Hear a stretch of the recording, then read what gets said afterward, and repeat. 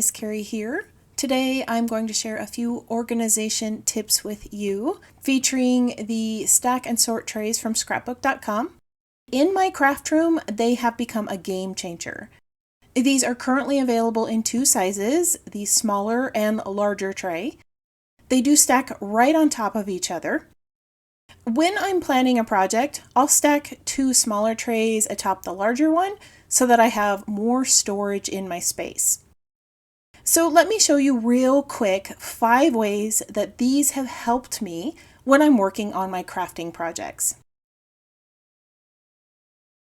Most of the time I use these to hold ephemera or stickers. Off to the side, I usually have a tray that's designated for paper scraps.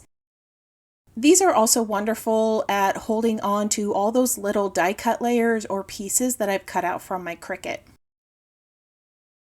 When I'm working on a painting project, I use these as drying trays. My die cuts are placed on the Clearly Amazing mat as I'm painting.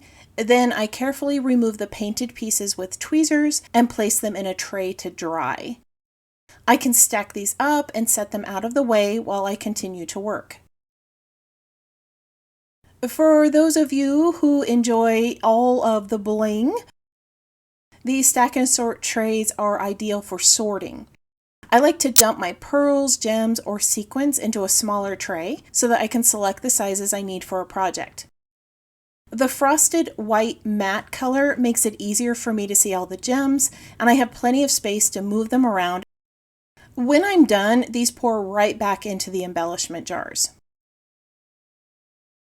For those of you who like to travel with your supplies, these trays are great for organizing tools, inks, and project pieces in the Stash and Stow organizer. The trays have a small lip that locks them in place so that your items stay put as you stack them in this organizer.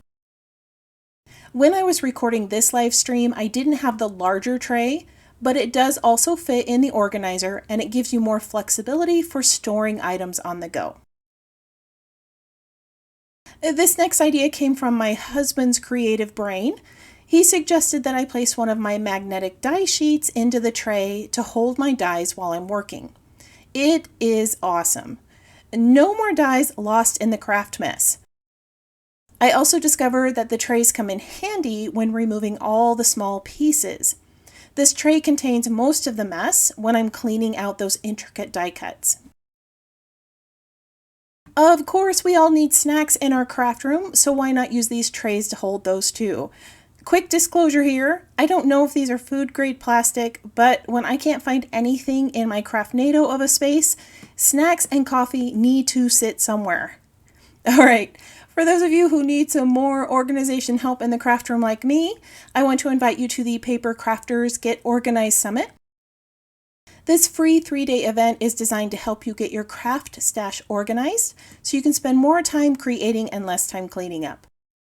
I'll add a link to this event and all the items I shared today in the description below. I hope these quick craft room organization tips help you discover new ways to create a craft haven in your home. I always enjoy sharing organization tips, and if you would like a few more from me, you can head on over to Facebook, join my exclusive group, and check out my craft room organization series.